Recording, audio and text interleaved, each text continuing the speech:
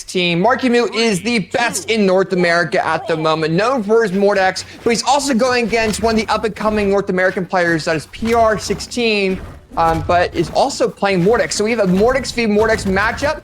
We'll have to kind of see how Shade is able to counteract Marckiemoo's playstyle, because Marckiemoo's playstyle is very, very quick and very efficient.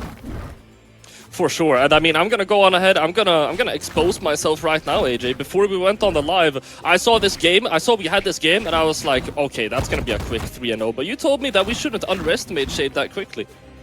No, Shade has been, I mean, he's PR16 for a reason. He's been doing really, really well in officials and in community events, and I definitely think he's got the potential of being one of the best players in North America, which he's already like semi there at the moment.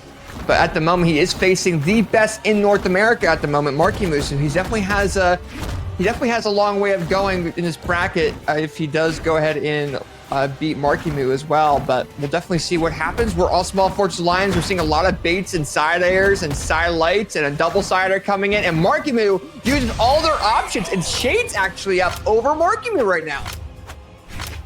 Right, I feel like in general there's a lot of mutual respect in this neutral game. Neither one of them are wanting to go for any massive extensions off of any hits that they're getting, because both of them seem to be very good at just recovering whenever they're put into that disadvantaged state. Yeah. So they definitely don't want to be caught out, and they know, they really, really know, both of these players have the capability to make something really, really big happen out of just a small mistake. So you've got to be careful here.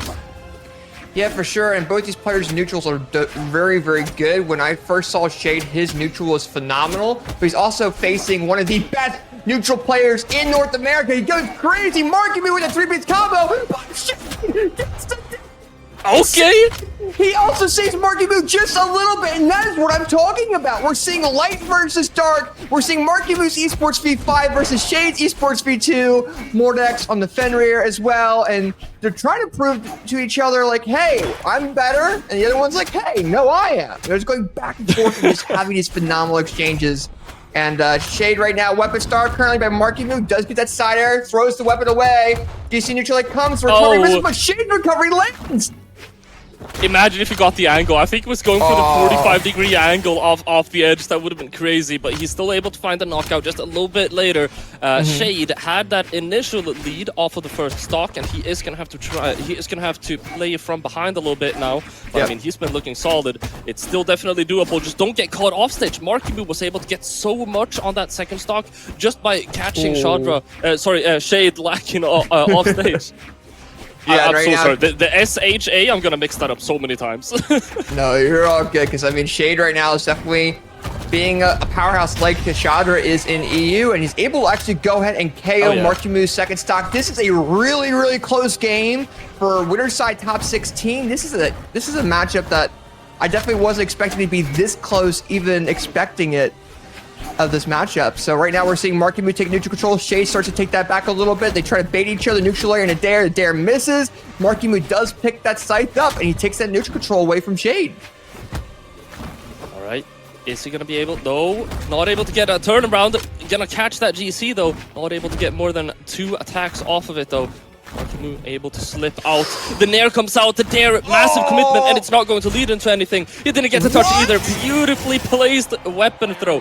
Really, really smart offstage play there by Marckiemoo, and that's going to be Marckiemoo winning the first game here. I gotta say still though, before the first game started, I mentioned that you know, I was potentially underestimating Shade a little bit, but he's demanding our attention. He's demanding Marckiemoo's attention for sure in this set so far. That was very, very close. Yeah, for sure. And you know, Marckiemoo is one of the best neutral players. I mean, if not the best neutral player right now in North America, with how he plays with that scythe. And you know, for Shade to be able to be equivalent to him in most situations is phenomenal.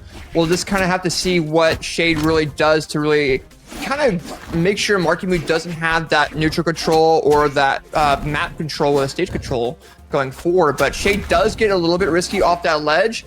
I think he's got to be careful of his jumps, because Marckiemoo is really good at punching off that ledge. Shade is as well, but that weapon throw does miss.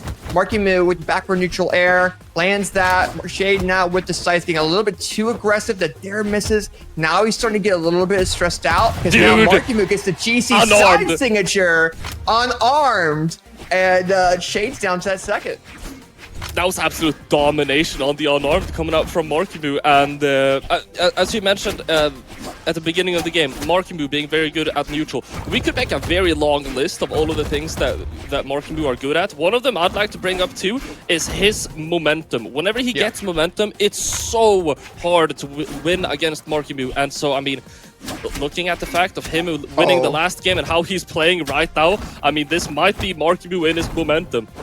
It is, but then Shade comes through that neutral air, lands it on Marckiemoo. Shade with the dare option on Marky. Marky unable to come back to that ledge, thinking that last jump was going to barely reach that ledge and catch Shade off guard. Unfortunately, did not.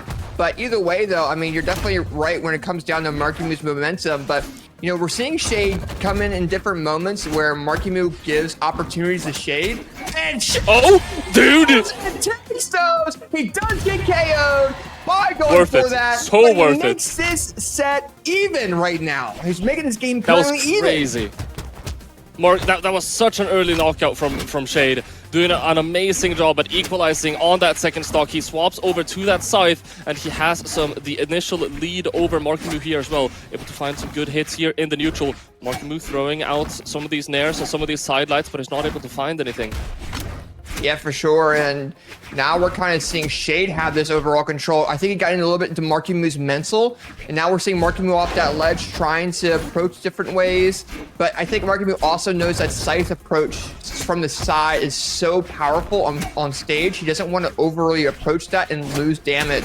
So now we're seeing this silent into recovery by Shade. He weapon stars Marckiemoo by picking up this gauntlets. He accidentally does a free fire recovery, and Marckiemoo takes advantage of that. He tries to go for that falling neutral air, but Shade's still alive. It was starting to look like Shade might get this neutral light and might get a KO option here in a second. Oh, finds that Sair. Not able to get something massive started. Shade throwing him off stage with that Sair, swapping over to the scythe here now. Side signature is gonna get whiffed, and Marckiemoo goes for the off stage. He goes for the second ground pound, but Shade is able to turn it around. He finds that nair. He doesn't get hit by that second ground pound. Gets that nair himself, though. Recovery to swoop in. The second one is going to be enough, and that's going to be 2-0 on the scoreboard. Still, yet again, Shade demanding so much attention from us, AJ. In that last stock, there was a particular moment where I think I saw Marckiemoo miss like 7 gauntlet nairs and 8 gauntlet sidelights. Shade was just outspacing him so well, but then toward the very, very last moments, Marckiemoo was still able to come out on top. Yeah, and I think, you know, with Shade, I think he's really good at maximizing on those opportunities. But I think once Marckiemoo has that momentum, Shade has a rough time getting around it. I mean, he's getting in those different spots, but we're still seeing Marckiemoo get the damage build-up. And now, for example, we're seeing a damage build-up from Marckiemoo a little bit. We're seeing Shade pick up gauntlets. But still, I mean, now you have Shade in the yellow. And every single hit matters when it comes down to a set like this. So now we're seeing Marckiemoo kind of having the momentum, having that control. For Shade, he needs to be able to get right in between that, not miss his attacks, and get that maximization on the Marckiemoo. Because Marckiemoo has been maximizing on his missed attacks, but we're not seeing a whole lot of... Oh!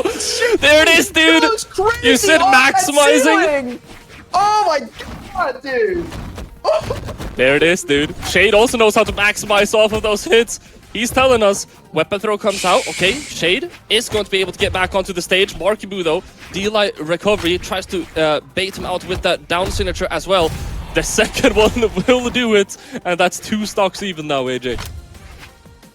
It is, but you know Shade's still a little bit in Marckiemoo's head. You're seeing Marckiemoo attack a little bit pre-firely too much. Like he's pre-firing it a little bit too much with his attacks, and Shade's going to maximize on that, but Shade also has to be very careful with his accuracy as well, along with his movement, because now he's starting to run into Marckiemoo's attacks. Marckiemoo barely able to touch that ledge, so he's getting really risky for things. Nice. We're going to have Marckiemoo in a sweat beats now, and he's unable to come back because Shade removed his opportunities, his recoveries in the air, because Marckiemoo used them too early.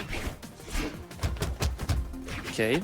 Past stock advantage here. He tries to go for the weapon starve, but Marckiemoo is going to be able to pick up those gauntlets. Shade will find the weapon. Yes, gets spawned mid-stage. It's going to be that scythe. Finds the end light, gets the dodge, and he's able to get a follow-up nair as well, reading the movement. This is a lot of damage, and this is looking very, very possible for Shade to put himself on the scoreboard here, AJ. Marckiemoo with the ground pound goes for the Sair too. This could be the knockout.